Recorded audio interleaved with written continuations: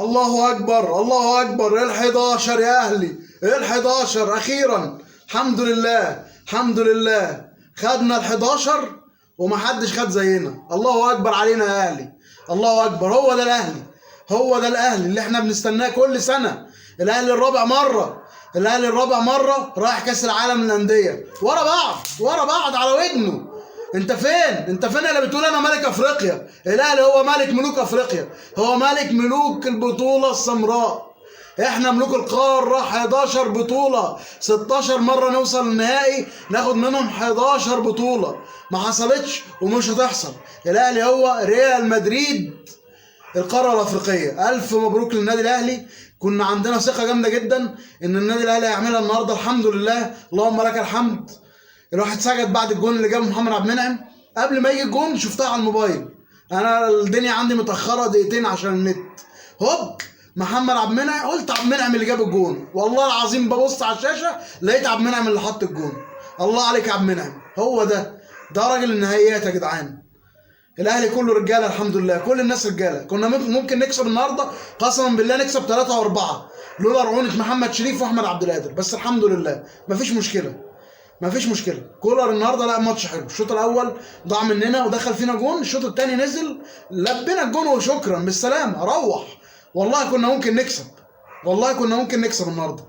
الحمد لله الحمد لله، اللهم لك الحمد. بطوله صعبه، هو ده اللي يتقال عليه نهائي القرن. هو ده نهائي القرن الحقيقي. سيبك من الهبل اللي حصل في 2020 مع الزمالك. ما احنا طول عمرنا بنكسب الزمالك يا جدعان.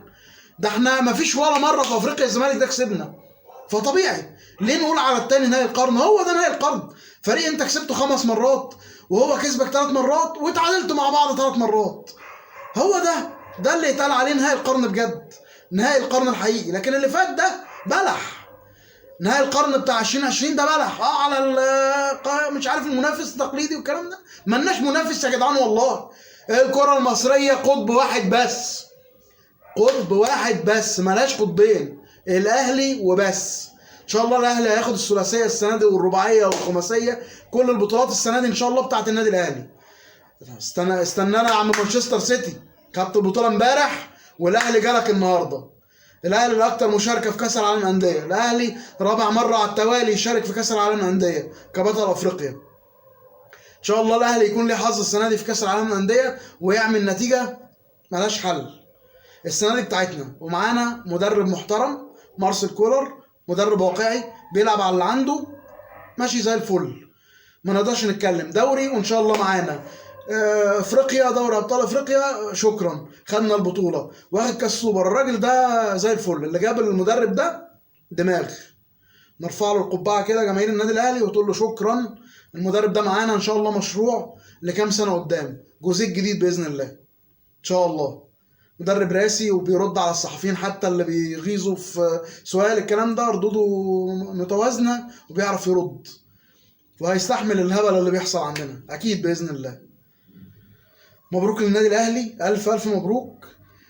فرحه فرحه لانها في قلب الدار البيضاء. ضيعنا الماتش اللي فات وكان في ايدينا. الاهلي اعلى فنيا بكتير من الوداد.